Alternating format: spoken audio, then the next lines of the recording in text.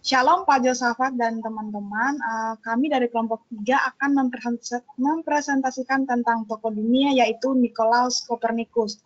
Adapun anggota kelompok kami yaitu ada Andi Pandapotan Purba, ada Kristen Anggrek Anihelawa, dan saya sendiri Sartika Kaitalepu. Next.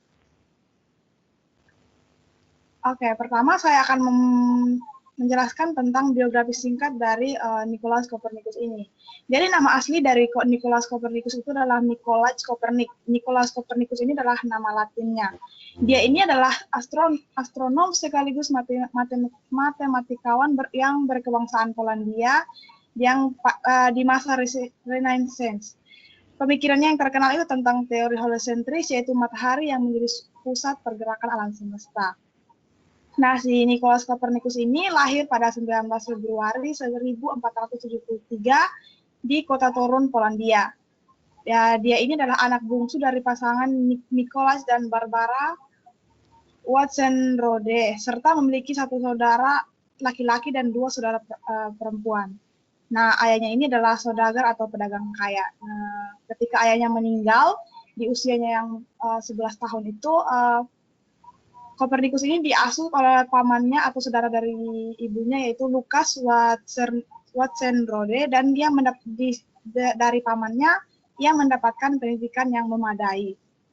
Nah, si Nikolaus Kopernikus ini meninggal di Fronberg 24 Mei 1543. Berikutnya.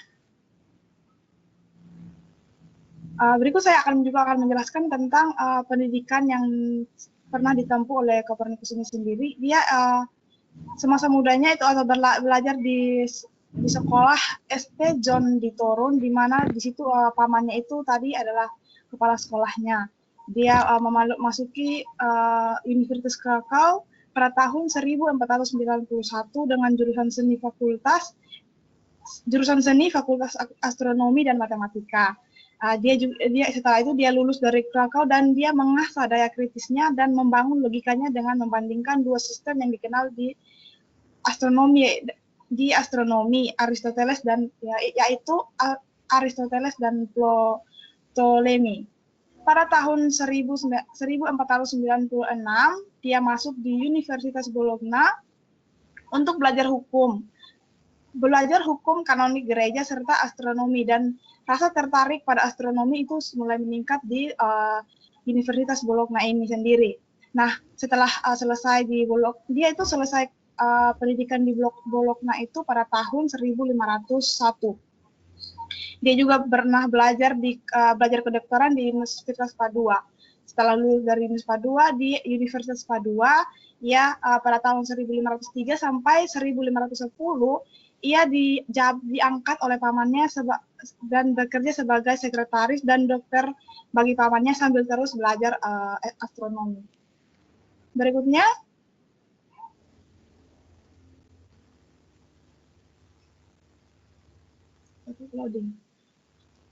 Adapun jabatan-jabatan yang pernah dijabat oleh Kopernikus ini yaitu dia menjadi kanon gereja di Katedral Schomburg, Polandia, yang merupakan jabatan seumur hidupnya. Dari dia menjadi kanon gereja ini juga membantu dia untuk terus mengasah pemahamannya tentang astronomi, dan juga jabatannya sebagai kanon gereja inilah yang membantu dia dalam memenuhi kebutuhan hidupnya sampai dia meninggal. Nah, pamannya juga pernah melantik dia menjadi sekretaris seperti yang saya jelaskan sebelumnya, penasihat pribadi dan dokter pribadi dari pamannya ini sendiri. Selama beberapa puluh tahun setelah dia menjadi sekretaris pribadi dari pamannya, dia juga pernah menjabat sebagai dengan kedudukan administratif yang saat itu sama beratnya dengan anggota agama atau anggota sipil. Oke, berikutnya. Oke, berikutnya ke karya Nikolaus Kopernikus. Nah, sebelum saya menyebutkan satu persatu dari karya Nikolaus Kopernikus, ada baiknya kita mendengarkan video berikut ini agar kita terhibur sekaligus memberikan edukasi bagi kita semua.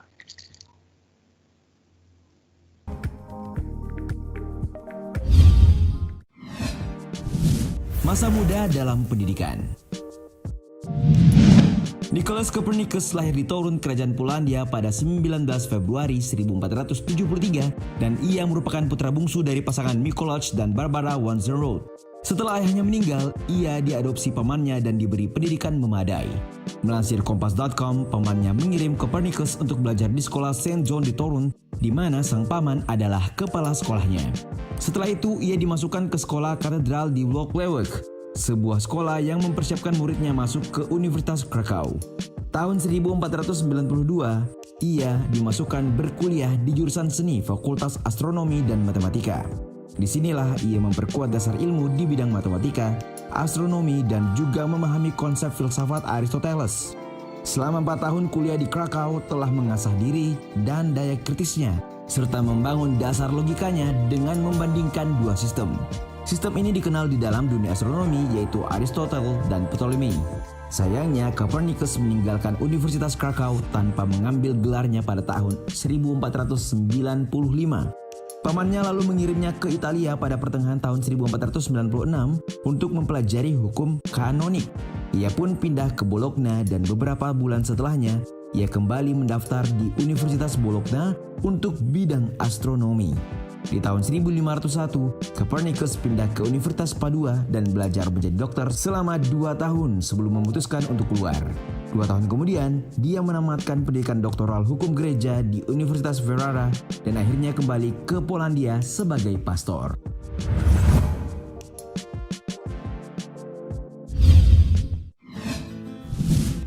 Fase pencarian.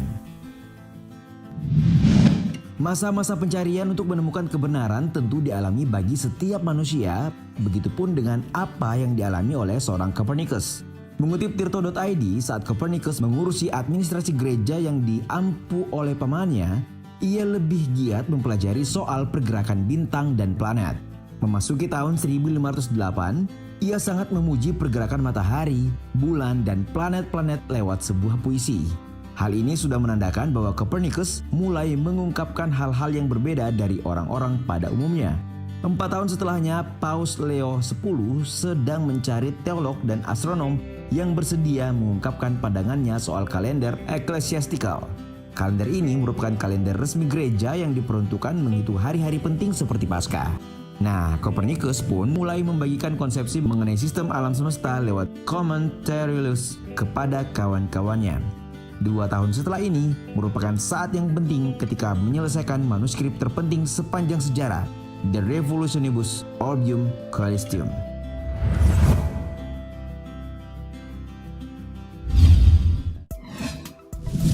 Terinspirasi ilmuwan Arab. Terbitnya manuskrip De Revolutionibus membuat orang-orang gempar. Disinilah Copernicus menyatakan pemikirannya bahwa matahari adalah pusat alam semesta dan setiap planet lainnya termasuk bumi mengelilingi matahari dalam orbit lingkaran. Salah satu acuan yang paling penting yang digunakan adalah teknik geometris Tusi-Couple yang telah dikembangkan oleh Nasiruddin Al-Tusi. Secara tidak langsung, Copernicus menyetujui kritik-kritik yang disampaikan ilmuwan muslim seperti Ibnu Al-Haytham dan Ibnu Rushd mengenai konsep alam semesta versi Ptolemus. Namun, De Revolutionibus merupakan buku yang terlalu rumit dan selama beberapa dekade hanya bisa dibaca oleh orang-orang yang bergelut dalam astronomi dan matematika.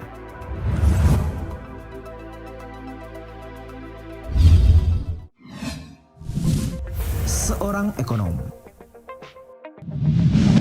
Siapa sangka jika seorang yang populer di bidang astronomi dan matematika seperti Copernicus memiliki pemahaman yang baik tentang ilmu ekonomi. Pada tahun 1517, ia menulis sebuah catatan dalam makalah penelitiannya yang menguraikan tentang bidang ekonomi. Ia menganalisis tentang bagaimana Raja Polandia dapat menyederhanakan banyak mata uang negara, terutama yang berhubungan dengan kekurangan beberapa mata uang tersebut. Ide-idenya menguraikan tentang penawaran, permintaan, inflasi, dan penetapan harga pemerintah telah memengaruhi ekonomi seperti hukum Gresham.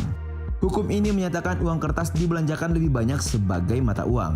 Karena jika suatu negara memiliki kedua uang kertas dan koin yang sama jumlahnya, nilai logam dalam koin lebih tinggi dari nilai kapas dan linen dalam uang kertas. Serta teori kuantitas uang, gagasan yang menyatakan bahwa jumlah uang yang beredar sebanding dengan harga barang. Jika semakin tinggi jumlah uang, maka harga barang pun akan naik secara proporsional. Meskipun ahli dalam beberapa bidang seperti ekonomi, poliglot, penerjemah, diplomat, namun sayangnya ia tak mendapatkan gelar akademik untuk bidang-bidang tersebut.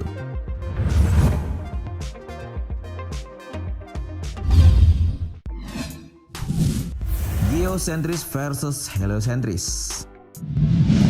Sebelum Kopernikus mengemukakan pemikirannya, orang-orang percaya bahwa bumi adalah pusat alam semesta. Wajarlah, sebab saat itu pandangan orang-orang didasarkan pada pemikiran seorang ahli astronomi dari Mesir bernama Ptolemus, serta filsuf Yunani Aristoteles. Masyarakat dunia sangat percaya dengan pandangan dua tokoh tersebut, sehingga tidak ada yang melakukan penelitian lebih lanjut untuk membuktikan kebenarannya. Dilansir dari laman komparan.com, pemahaman geosentris atau bumi sebagai pusat tata surya itu bertahan selama berabad-abad dalam ilmu pengetahuan manusia. Nah, Kopernikus muncul ke permukaan sebagai salah satu ilmuwan yang kritis menentang teori geosentris. Banyak ahli yang pada saat itu sebenarnya setuju dengan pandangan Kopernikus, namun mereka tidak berani menentang apa yang telah diyakini banyak orang. Heliosentris merupakan salah satu teori kontroversial yang ditemukan oleh Kopernikus. Teori ini menganggap bahwa matahari menjadi pusat alam semesta. Ia bukanlah orang pertama yang menyimpulkan bahwa bumi berputar mengitari matahari. Astronom Yunani Aristarchus telah menggunakan teori ini pada abad ketiga sebelum Masehi. Nah, Kopernikus kemudian menyempurnakannya. Ia menghitung jarak relatif antara planet-planet dan matahari. Melalui hasil penelitiannya, ia telah menjungkir balikan konsep ilmiah dan agama yang telah berakar tetapi keliru. Ia juga menyadarkan manusia betapa rapuhnya konsep ilmiah yang ditelan mentah-mentah dalam waktu yang lama. Ia biasa juga disebut telah menghentikan matahari dan menggerakkan bumi.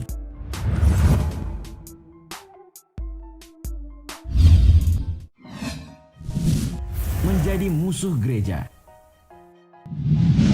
Karena keberaniannya dalam mencetuskan teori heliosentris pada masa itu, Kopernikus tentunya harus siap-siap menanggung risikonya. Melansir Kompas.com, teori yang dikemukakan oleh Kopernikus telah bertentangan dengan keyakinan gereja Katolik yang percaya bahwa bumi adalah pusat alam semesta.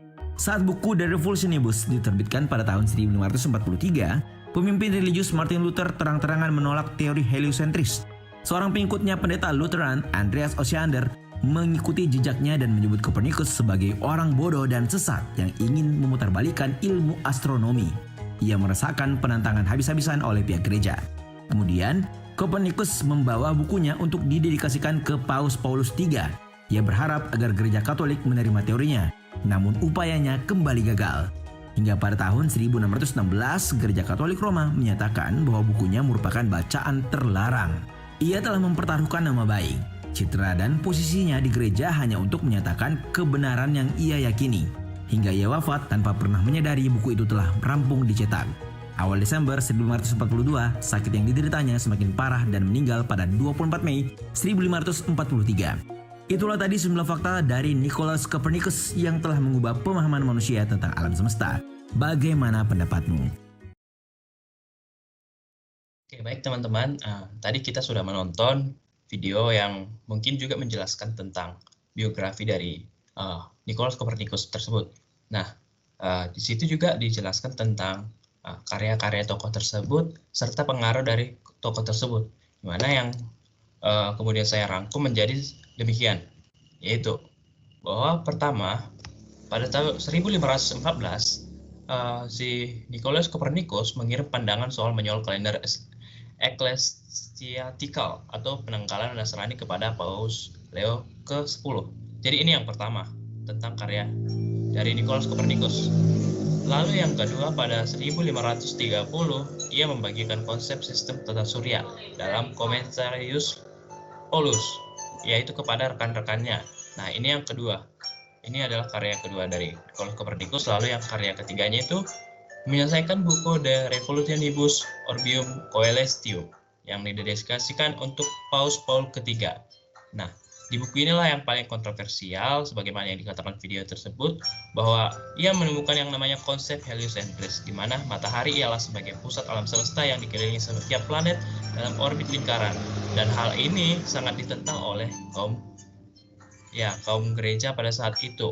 Dan sebagaimana kita juga kan minggu-minggu yang lalu mengatakan bahwa teori dari Nicolaus Copernicus ini sangat dilarang dan dianggap mungkin sesat oleh gereja. Sehingga pada 1616 buku ini dilarang beredar oleh gereja Katolik.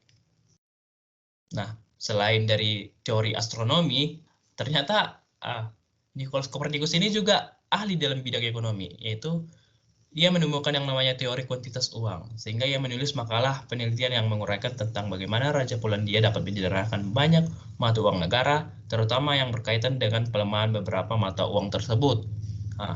Jadi untuk pengaruhnya sendiri, ia menerapkan matematika untuk menghitung posisi planet dan memprediksi durasi waktu terjadinya peristiwa angkasa, misalnya gerhana. Jadi ini yang didapatkan melalui karya-karyanya tersebut. Lalu juga menemukan yang namanya fakta baru mengenai kondisi planet di alam semesta, termasuk kecepatan perputaran tiap planet yang akan mempengaruhi kondisinya. Lalu tidak hanya itu, juga dalam kondisi sosial juga ia memantik yang namanya kecaman baik dari gereja Katolik, Roma maupun Lutheran. Lalu yang terakhir dalam hal ini juga ia mematahkan yang namanya teori geosentris, yaitu bumi sebagai pusat tata surya diganti dengan matahari sebagai pusat tata surya. Nah, ajaran heliocentris sendiri mengajarkan bahwa bumi itu bulat. Lalu ini juga yang mendorong yang namanya pelaut-pelaut Spanyol dan Portugis melakukan penjelajahan samudra. Kita tahu ya sejarah seperti ini juga pernah diajarkan di SMA dan SMP tentang bagaimana sejarahnya bangsa-bangsa pelaut Spanyol dan Portugis melakukan penjelajahan samudra. Itu karena pengaruh teori geosentris dan teori heliocentris. Dan karena ini juga muncul yang namanya cikal bakal yang namanya tindakan kolonialisme.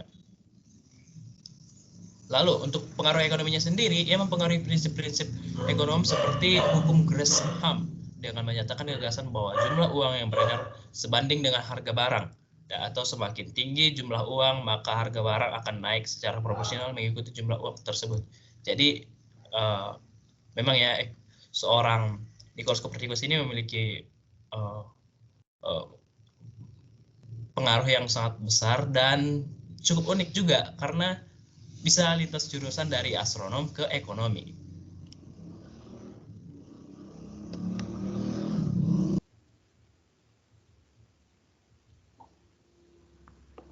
Oke, sekarang kita akan masuk ke perspektif Alkitabiah dan perspektif kita sebagai guru Kristen dalam memandang peran dan pengaruh tokoh tersebut, yaitu Nicolaus Copernicus. Nah, di awal seharusnya kita harus setuju nih, perlu kita ketahui bahwa sebenarnya ilmu pengetahuan itu bersumber dari Allah. Ilmu pengetahuan merupakan pernyataan umum Allah dan Alkitab merupakan pernyataan khusus Allah.